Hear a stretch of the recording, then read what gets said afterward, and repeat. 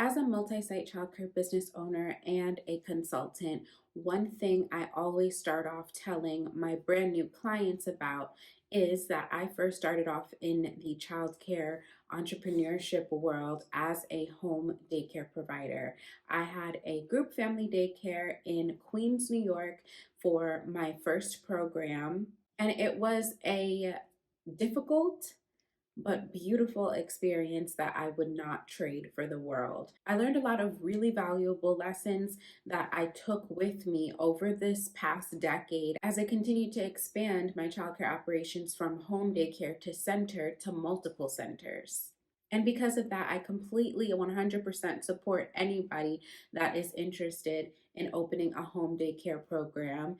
And this video is intended to help you to do that in the smartest way possible as we go into 2024, if that is your New Year's goal.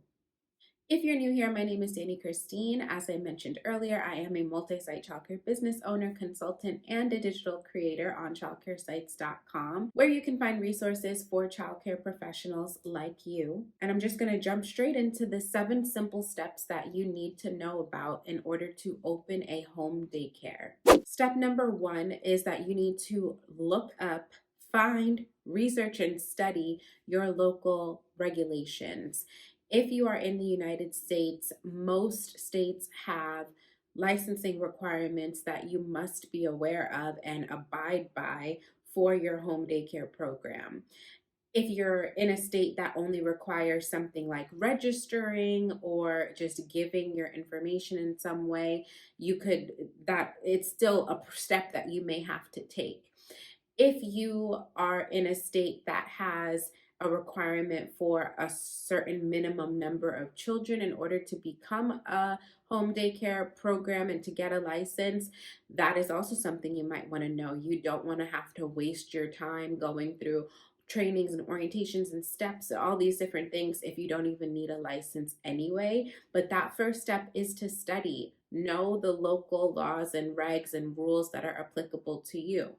I help my clients find this information. It is public information and should be easily accessible if you Google it. But if you're having a hard time trying to figure out who your licensing agency is, who your childcare resource and referral agency is, who your quality rating and improvement system representative is, it can be a lot to try to research, and I can help you. You can go to childcaresites.com/Dani Christine to book a private video consultation with me, and I'll walk you through that process if you are in the United States. But the reason, aside from knowing whether or not you need a license or you need to register, the reason that finding your regulations is so important is because it really is going to help you with the plans that you need to have for your business. It should let you know the ratio of caregiver to child. It should let you know the total capacity your program can have. It will let you know the building requirements for the house or the apartment that your daycare is in.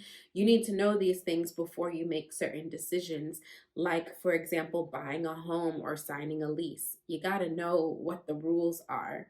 Within your regulations, you should also find something about a modality of care.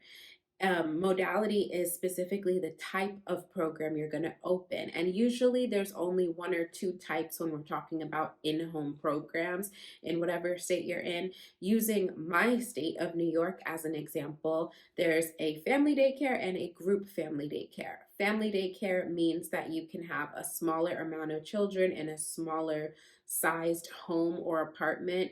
And a group family daycare means you can have more children in a little bit of a larger home, or I maybe apartment, but mostly apartments are family daycares and houses are group family daycares. There are different titles for these modalities or different titles for these types depending on what state you're in. Like I said, New York is family and group family, but I think Pennsylvania has something like large group, or just there's different words, different titles. They all mean similar things but have different rules depending on where you're located. So again, look all of that up, know your regs, pick a modality, and we can move on to step number 3, which is to take any possible orientation as soon as you can, if you can. So again, using New York as an example, there is a self-paced online video course you can watch as an orientation. Course is not exactly the right word. You're not answering questions, I don't believe, unless something has changed. But it's about an hour and a half to 2 hour video that you watch on the state licensing website. And after you watch that video, which will answer a lot of questions about the regulations and about the home requirements and things like that, then you will get access to the application in order to apply. The reason why I say might want to watch that orientation video or take an in-person orientation if possible is because, like I said before, it answers a lot of questions. You might go into this, you should most likely have a whole bunch of questions, and getting an orientation. This is George. You might have a whole bunch of questions or have just a general lack of understanding about something within the regulations that you read, and the orientation is a great place to get those questions answered. Now, typically, an orientation is not to be confused with training. I know in the state of New York, again, as an example, the orientation, you don't really get credits or hours that go to, from watching the orientation, that you can apply to the mandatory training requirements as per regulations. That's not really how it works. But this is to help you, as the owner of the business, understand what you need to do in order to get that business started. And speaking of what you need to do, step number 4 is to go ahead and create a budget and begin saving if you haven't done so already. People often think that you don't really need any money to start a home daycare, but that's not really true. You are going to need to buy supplies, some furniture, some equipment, some food in the beginning. There are a few things that you will need in order to get started, and the best practice method of doing so. So you should have something saved towards this, and you need to figure out how much that's going to be. So taking it back to steps 1 through 3, learning about your requirements for what you need to provide as the childcare provider in the regs is necessary. Understanding how many children you're going to need to serve or want to serve within your modality is necessary for your budget. And then going to or taking the orientation that is provided, if one is provided, will be helpful in understanding the first few items that you might need to have in order to get licensed in the first place. So create a budget with what you need, even if you're just doing it in your own home. Now, if you're not, you definitely need a budget. If you know you're about to purchase a house separately, or if you're going to rent a house for the purpose of opening a daycare in that house, which is something that I did, then you need to really know how much money you're going to need in order to get started, because you might not start with as many children as you need to break even, or you might not have any kids at all, like I did when I first started. So please make sure that you are being smart with your money as you prepare to open your home daycare. Step number 5 is to find a location if you're not going to be doing it in your own home. If you are, there you go. That's your location. You still need to figure out what areas of your home is going to be the daycare and what areas of your home is going to be just for you.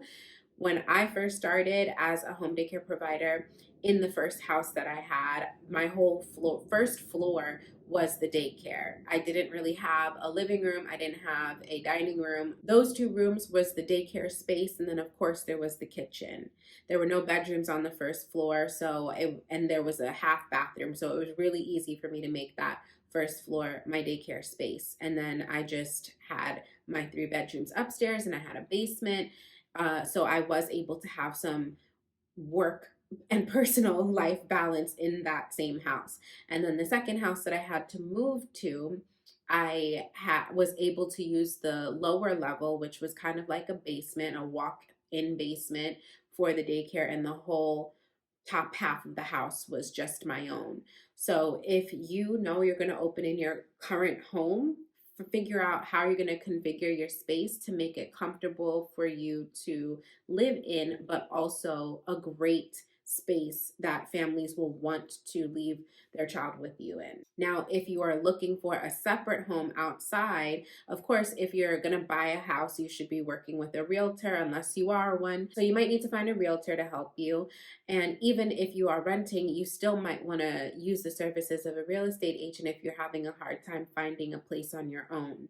You could find a place on your own, like I did. I didn't really ask for the help of a real estate agent. I looked on websites like Craigslist, like Zillow, apartments.com, but ultimately I think that the place that I ended up finding both times when I had a home daycare was, oddly enough, from Craigslist. I still use Craigslist to this day for a lot of things, especially when looking for opportunities, so don't doubt it or be scared off by the horror stories of the past. You just have to do your due diligence to make sure you're not getting scammed. But you do want to reflect on your knowledge of the regulations, what is required, like for example, emergency exits. You need to know how many emergency exits you need to have within your home or that apartment. What does that emergency evacuation plan look like in the home?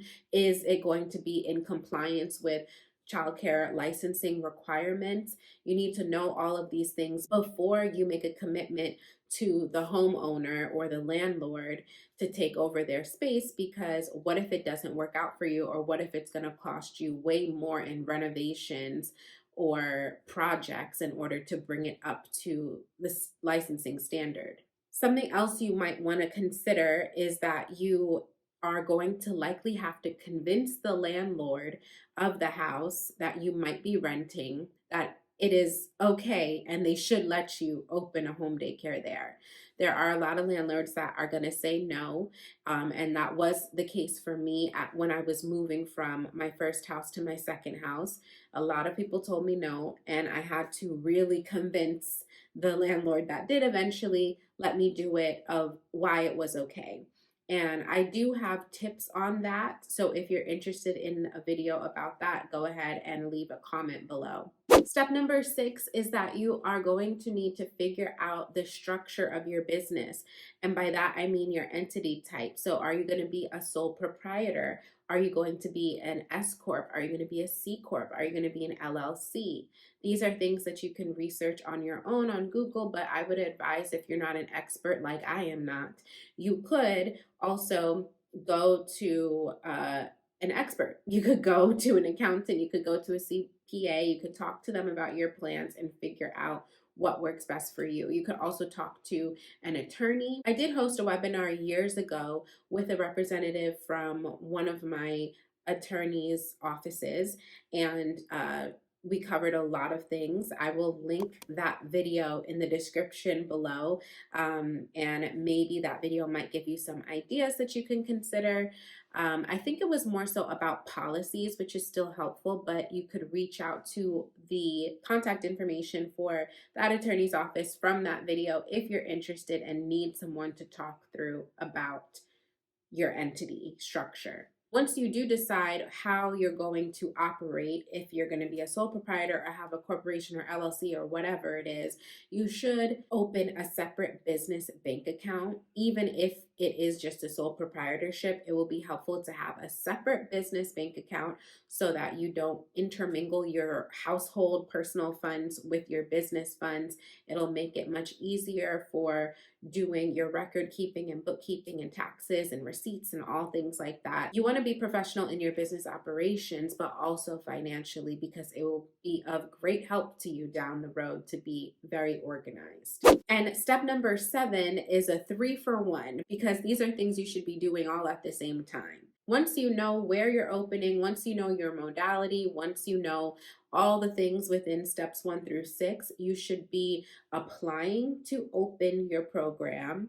You should be setting up the program at the same time, and you should be advertising that your program is coming soon at the same time.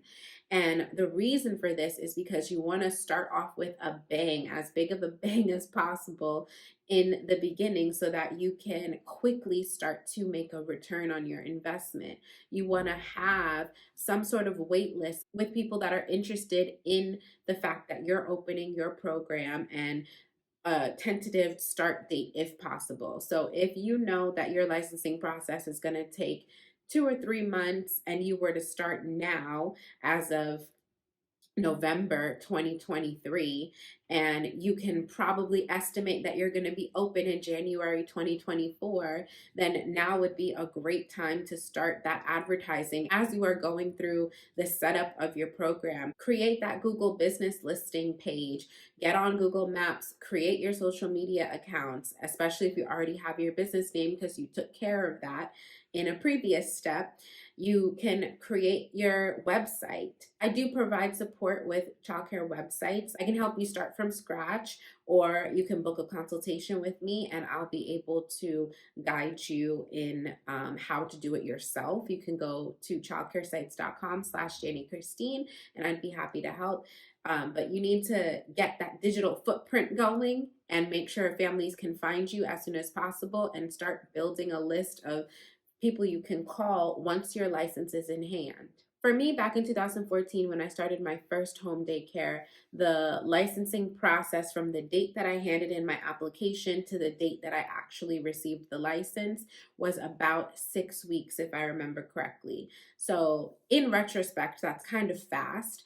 I felt like it took a very long time, but really, 6 weeks is not that long. Um, Usually it's a couple of months for most people, and you should be prepared for that. So if you're going to be renting a separate space, you need to be able to carry that rent, um, or ask for some sort of grace period while you go through licensing, which is probably unlikely in a house, just being honest. But just know that it could take you a couple of months to get started, to even have one child enrolled. So keep that in mind as you move forward. But with that said, that is all for this video. Those are your 7 steps to help you get started with opening your childcare program in your home in 2024. If you need help beyond this video, again, I encourage you to book me for a consultation. You can find the link in the description. But once again, it's childcaresites.com/Dani Christine. Give this video a thumbs up if you found these steps helpful. And if you want to see the same type of video, but for center-based programs and some steps on how to get started in a commercial property, definitely like this video to let me know that I should make another version for centers. And if I do make another video, then in order for you to know that I actually posted it, you should be subscribed, and even better, you should have the notifications turned on. So hit that red subscribe button, click that notification bell, and I will see you in the next video. Bye-bye.